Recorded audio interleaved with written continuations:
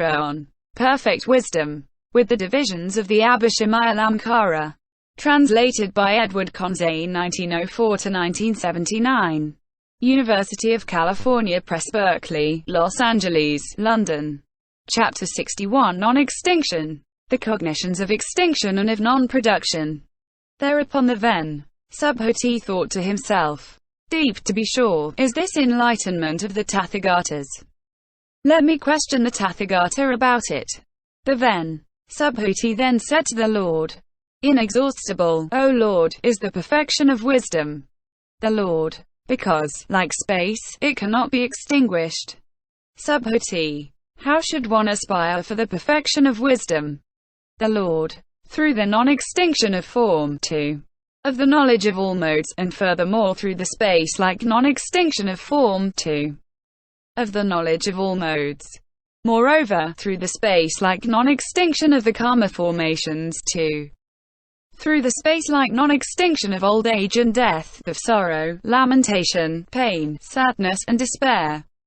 It is thus that the bodhisattva, the great being, should aspire for the perfection of wisdom. This is the surveying of conditioned coproduction which avoids the extremes. To survey conditioned coproduction in such a manner, that is the special dharma of a bodhisattva who is seated on the terrace of enlightenment. When he thus surveys conditioned coproduction, he will gain the cognition of the all-knowing. A bodhisattva who, coursing in perfect wisdom through this aspiration for space-like non-extinction, surveys conditioned production, cannot stand on the level of disciples or pratyeka Buddhas, but will stand in full enlightenment. If persons belonging to the bodhisattva vehicle turn away from full enlightenment, they do so because they have not resorted to the attentions on this perfection of wisdom. They fail to cognize how a bodhisattva who courses in perfect wisdom should survey conditioned co-production through the aspiration for space-like non-extinction. Persons who belong to the bodhisattva vehicle, and who yet turn away from full enlightenment, do so because they have failed to resort to this skill in means. Those bodhisattvas, great beings, however, who do not turn away from full enlightenment, do so because they all have resorted to this perfection of wisdom. The bodhisattva, the great being, who courses in skill in means and in the perfection of wisdom should, through the aspiration for space-like non-extinction, survey the perfection of wisdom and aspire to it. When he thus surveys conditioned co-production, a bodhisattva certainly does not see any dharma that is being produced without a case, nor does he review a dharma that is permanent and never stopped. He review no dharma as a self, a being, a soul, a creature, a man, a youth, a person, a personality, a doer, one who feels, one who knows, one who sees. Nor does he review a dharma as permanent or impermanent, as ease or ill, as self or not self, as appeased or not appeased. It is certainly thus that a bodhisattva, a great being who courses in perfect wisdom, should survey conditioned co-production. At the time when the bodhisattva courses in perfect wisdom, he does not review form, 2.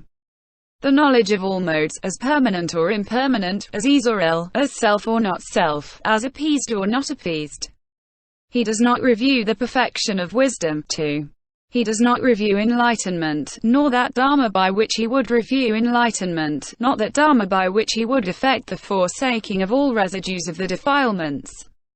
It is thus that a bodhisattva should course in the perfection of wisdom, without taking any dharma as a basis. At the time when the bodhisattva, without taking any dharma as a basis, courses in the perfection of wisdom, at that time Mara, the evil one, is afflicted with the dart of sorrow. Just as a man whose parents have died is afflicted with the dart of sorrow, the dart of the deepest sorrow, just so Mara, the evil one, in respect to the bodhisattva, the great being, who courses in perfect wisdom and takes no dharma as a basis. Subhuti. Is this affliction confined to just one Mara, or does it extend to all the Maras in the great trichliocosm, to each one on his own seat? The Lord. All evil Maras in the great trichliocosm are afflicted with the dart of the deepest sorrow, and they do not enjoy themselves where they are. If a bodhisattva, a great being, becomes not lacking in the dwelling of the perfection of wisdom, then the entire world with its gods, men, and asuras cannot gain entry to him, nor can it find any ground for taking hold of him and turning him away from full enlightenment. Therefore, then, Subhuti, the bodhisattva who wants quickly to know full enlightenment should dwell in the dwelling of perfect wisdom. K. The accomplishment of the development of the six perfections. In a bodhisattva who dwells in the dwelling of perfect wisdom, the perfection of giving, 2. The perfection of wisdom, arrive at their most perfect development. In a bodhisattva who dwells in the perfection of wisdom, all the perfections arrive at their most perfect development. Subhuti. How does in a bodhisattva, who courses in perfect wisdom, the perfection of giving, 2. The perfection of wisdom arrive at their most perfect enlightenment? The Lord. Here a bodhisattva dedicates to the knowledge of all modes the gift which he gives. In the same way, dedicating them to the knowledge of all modes, he acquires morality, perfects patience, exerts vigor, enters concentration, and develops wisdom. Subhuti. How, O Lord, does a bodhisattva who has stood in their perfection of giving acquire the perfection of morality? The Lord. Here, when the bodhisattva gives gifts, and dedicates them to the knowledge of all modes, a friendly deed of body, friendly deed of voice, friendly deed of mind is set up towards all beings. On that occasion, he acquires the perfection of morality. Subhuti. How then does the bodhisattva, having stood in the perfection of giving, acquire the perfection of patience? The Lord. When the bodhisattva gives gifts, and their recipients abuse and revile him, use unsupportable and harsh words against him, he does not feel any anger for them. Subhuti. How does the bodhisattva, having stood in their perfection of giving, acquire the perfection of vigor? The Lord. When the bodhisattva gives gifts, and their recipients abuse and revile him, use insupportable and harsh words against him, he nevertheless remains determined to give and to renounce. I should give gifts. Not should I not give gifts.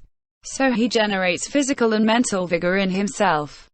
Subhuti. How does the bodhisattva, having stood in the perfection of giving, acquire the perfection of meditation? The Lord. A bodhisattva who gives gifts does not dedicate them to the level of a disciple and pratyeka Buddha, but outside the knowledge of all modes his thought does not proceed. Subhuti. How does the bodhisattva, when he gives gifts with skill in means, acquire the perfection of wisdom? The Lord. When the bodhisattva gives gifts and renounces them, the intelligent appreciation that he has to do with an illusion is always set up with regard to those gifts. And he does not see that these gifts have bestowed anything on any being or taken away anything from anyone. End chapter 61. Note. Followers of the bodhisattva vehicle may get more benefit from listening to the sutras actively by reading along with a peaceful voice and